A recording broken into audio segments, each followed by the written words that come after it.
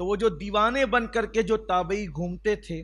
اور انہوں نے قبر رسول سے اذان اور نماز کی جو آوازیں سنی، وہی حضرت سعید ابن مسیب رضی اللہ تعالیٰ، یہ مولائے کائنات سیدنا علی کرم اللہ تعالیٰ وجہ الکریم کے مرید و خلیفہ بھی ہیں، شاگرد بھی ہیں۔ تو حضرت سعید ابن مسیب فرماتے ہیں رضی اللہ تعالیٰ کہ ذی الحجہ کی راتوں میں، ذی الحجہ کی 10 راتوں میں اپنے گھر کے چراغ نہ بجھاؤ۔ اس سے مراد یہ ہے کہ بھئی آدمی جس وقت تو سوتا ہے تبھی تو چراغ بجھاتا ہے، تو آپ کے فرمان کا مفہوم ہے کہ ذی الحجہ کے ان 10 راتوں کے اندر اپنے گھروں کے چراغ نہ بجھاؤ، خود بھی جاگو اور اپنے غلاموں کو بھی جگاؤ۔ وہ دور غلاموں کا دور تھا، یعنی اپنے ماتحت لوگوں کو بھی جگاؤ، ان کو بھی جگنے کا حکم دو، اس لیے کہ یہ راتیں وہ ہیں کہ جن راتوں میں اللہ تبارک و تعالیٰ کو عبادت سب سے زیادہ پسند ہے۔ اور کیوں نہ ہو، اللہ تبارک و تعالیٰ نے ان 10 راتوں کی قسم قرآن مقدس کے اندر یاد فرمائی۔ وہ مشہور سورہ مبارکہ جس کی تلاوت کی جاتی ہے، والفجر ولیال عشر، فجر کی قسم اور 10 راتوں کی۔ تو اللہ تبارک و تعالیٰ نے 10 راتوں کی جو قسم یاد فرمائی، اس سے مراد ذی الحجہ شریف کی یہ 10 راتیں ہیں۔ دیکھیے ہم لوگ جو قسم اٹھاتے ہیں، جو چیز ہمارے نزدیک عزت والی اور اہمیت والی ہوتی ہے، ہم اس کی قسم اٹھاتے ہیں، اور اللہ تبارک و تعالیٰ جس کی قسم کو اٹھاتا ہے وہ چیز عزت والی ہو جاتی ہے۔ تو جس چیز کی قسم اللہ نے اٹھائی ہے تو اس کی اہمیت ہمیں پتہ چلتی ہے کہ اس کی عظمت اللہ کی نگاہ میں کس قدر ہے کہ اللہ تبارک و تعالیٰ نے اس کی قسم اٹھائی اور اس کی قسم یاد فرمائی۔ تو اللہ تعالیٰ نے فجر کی، اس میں بہت سے اقوال ہیں، بہت اقوال ہیں، لیکن میں ان سارے اقوال کو بیان کرنے کی بجائے صرف 2 چیزیں، فجر سے مراد نماز فجر ہے، بعض مفسرین کے نزدیک فجر سے مراد نماز فجر ہے، اور راتوں سے مراد یہ 10 راتیں جن کی قسم اللہ نے قرآن مقدس کے اندر یاد فرمائی۔ آقا کریم صلی اللہ علیہ وآلہ وسلم کے دور پاک میں ایک جوان تھا، اس جوان کو گانا سننے کی اور اس کی طرف اس کی توجہ کچھ زیادہ ہی تھی۔ اس کی اپنی طبیعت میں یہ تھا کہ وہ گانا سنا کرے، موسیقی کی طرف اس کی توجہ ہو، یعنی یہ کہنے کہ وہ شخص بہت زیادہ نیک نہیں تھا، بہت زیادہ پرہیزگار نہیں تھا، لیکن اس کی اپنی ایک عادت تھی کہ جس وقت ذی الحجہ شریف کا چاند نظر آتا، تو ذی الحجہ شریف کا چاند نظر آنے پر وہ پھر ان دنوں میں عبادتوں کا اہتمام کرتا،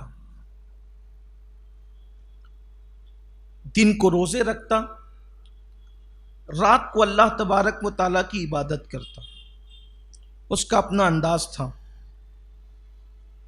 اللہ کے حبیب صلی اللہ علیہ وآلہ وسلم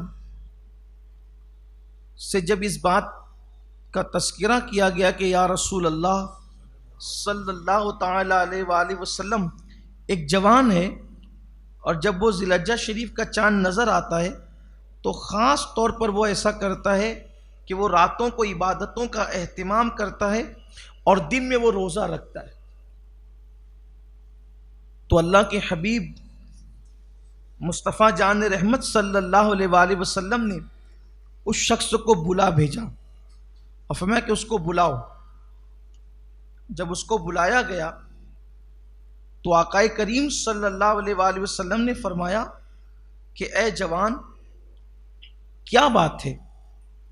کہ تیرے متعلق میں ایسی گفتگو سنتا ہوں، ایسی بات سنتا ہوں کہ جب ذی الحجہ شریف کا چاند نظر آتا ہے تو جو ہے وہ روزے رکھتا ہے، راتوں کو عبادت کرتا ہے۔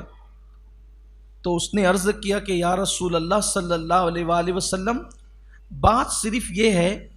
کہ میں اس بات کو اچھی طرح جانتا ہوں کہ یہ جو ایام ذی الحجہ شریف کے، یہ حج کے ایام ہیں، ان ایام میں حج ہوتا ہے۔ یہ بات آپ کے ذہن نشین ہونا چاہیے کہ حج کب فرض ہوا۔ حج کی جو فرضیت ہوئی ہے وہ 8 ہجری کے اندر ہوئی، یہ فرضیت ہے۔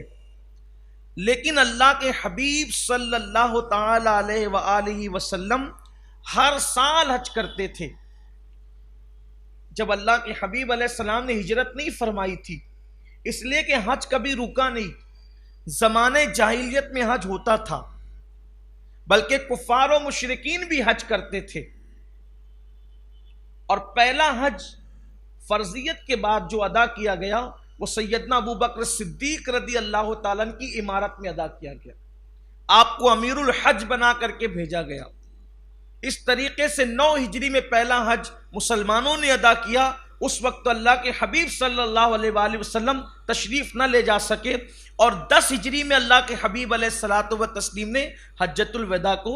یعنی کہ حج فرمایا، اور یہ حضور علیہ السلام کی زندگی کا ظاہری آخری حج تھا۔ حالانکہ سب اہل سیرت اور مومنین اس کو حجۃ الوداع کہتے ہیں، یعنی آخری حج حضور علیہ السلام کا، لیکن صوفیہ اور عشاق کہتے ہیں کہ حضور علیہ السلام کا کوئی حج حجۃ الوداع کیا ہے۔ ہمارے آقا علیہ الصلاۃ والتسلیم اللہ کے اذن سے اب بھی حج میں شامل ہوتے ہیں۔ تو بہرحال حضور اکرم صلی اللہ علیہ وآلہ وسلم نے جو ہے وہ ہجرت سے پہلے ہر سال حج فرمایا، اور ہجرت کے بعد اللہ کے رسول صلی اللہ علیہ وآلہ وسلم نے ایک ہی حج فرمایا، اور پہلا حج سیدنا صدیق اکبر رضی اللہ تعالیٰ عنہ کی امارت میں ادا کیا گیا۔ تو چونکہ پہلے بھی حج ہوتا تھا، اس لیے کہ کسی کے ذہن و دماغ میں اشکال پیدا ہو سکتا ہے کہ یہ بات تو اللہ کے رسول پوچھ رہے ہیں اور ابھی حج فرض نہیں ہوا، تو یہ نوجوان کیسے جواب دے رہا ہے؟ تو آقا کریم صلی اللہ علیہ وآلہ وسلم نے فرمایا کہ تو دن کو روزہ رکھتا ہے، رات کو عبادت کرتا ہے، وجہ کیا ہے؟ تو اس جوان نے عرض کیا کہ یا رسول اللہ صلی اللہ علیہ وآلہ وسلم، یہ حج کے ایام ہے، تو میں یہ چاہتا ہوں کہ ان مبارک دنوں کے اندر جو ہے وہ میں اللہ کی عبادت کروں، میں دعائیں کروں، تاکہ حاجیوں کے نیک اعمال میں میں بھی شریک ہو جاؤں، کیونکہ میں حج کے لیے جا تو نہیں سکتا۔ وہ شخص مکہ المکرمہ کا رہنے والا نہیں تھا، وہ مدینہ منورہ یا گرد نواح کا رہنے والا تھا۔ تو اس نے عرض کیا کہ یا رسول اللہ صلی اللہ علیہ وآلہ وسلم، میں حج کے لیے جا تو نہیں سکتا، اس لیے میرے آقا میں یہ چاہتا ہوں کہ حج کے لیے نہیں گیا تو کم سے کم ان ایام میں جب کہ حاجی ارکان حج ادا کرتے ہیں تو میں بھی ان کی عبادت میں شریک ہوں، میں بھی نیک کام کروں۔ تو اللہ کے حبیب علیہ الصلاۃ والتسلیم نے پھر اس جوان سے فرمایا، اے جوان، کیا تجھے پتا ہے کہ ان دنوں روزہ رکھنے کا ثواب کیا ہے؟ تو میرے آقا صلی اللہ علیہ وآلہ وسلم فرماتے ہیں کہ جو شخص ذی الحجہ شریف کے دنوں میں روزہ رکھتا ہے تو اللہ تبارک و تعالی اس کے بدلے، روزہ رکھنے والے کو اس کے بدلے اللہ تبارک و تعالی 100 غلام آزاد کرنے کا ثواب عطا فرماتا ہے۔ اسی طریقے سے 100 اونٹ اور 100 گھوڑے جہاد فی سبیل اللہ، اللہ کی راہ کے اندر، یعنی کہ اگر کوئی جہاد پہ جا رہا ہو تو 100 اونٹ اور 100 گھوڑے اللہ کی راہ میں بھیجنے کا ثواب عطا کرتا ہے۔ یعنی ذی الحجہ شریف کی 1 تاریخ سے لے کر 7 تاریخ تک جو شخص ذی الحجہ کا روزہ رکھے گا، ہر روزے کے بدلے 100 غلام آزاد کرنے کا ثواب اور 100 اونٹ اور 100 گھوڑے اللہ کی راہ میں خیرات کرنے کا ثواب اس کو ملتا ہے۔ اور پھر چونکہ جو 8ویں تاریخ ہوتی ہے اس کو یوم ترویہ کہا جاتا ہے۔ یوم ترویہ وہ تردد کا دن، شک کا دن، اس لیے کہ اس کو یوم ترویہ اس لیے کہتے ہیں کہ اس دن حضرت ابراہیم علیہ الصلاۃ والتسلیم نے جب خواب سے بیداری آپ کو ہوئی تو آپ کو جو ہے وہ تردد ہوا کہ میں نے یہ کیا دیکھا کہ میں جب وہ اپنے بیٹے کو ذبح کر رہا ہوں، تو آپ تردد میں رہے، شک میں رہے، گویا کہ آپ پر ایک تردد کی کیفیت تھی کہ میں نے کیا کیا، میں نے کیا دیکھا، یہ کیا کیفیت تھی، تو اس لیے اس کو تردد کا یا شک کا دن کہتے ہیں۔ تو وہ دن بڑا مبارک دن ہے، 8ویں ذی الحجہ کا دن، اور چونکہ اس دن کی خصوصیت یہ ہے کہ اس دن حاجی احرام باندھ کر کے منی کی طرف جاتے ہیں، تو اس دن کی ایک الگ فضیلت ہے۔ 1 ذی الحجہ سے 7 ذی الحجہ تک یہ الگ فضیلت کے دن ہے، حالانکہ یہ بھی قسموں میں شامل ہے، جن کی قسم یاد کی گئی ہے یہ بھی شامل ہے، لیکن 1 سے 7 کی فضیلت یہ ہے کہ جس نے اس دن روزہ رکھا 100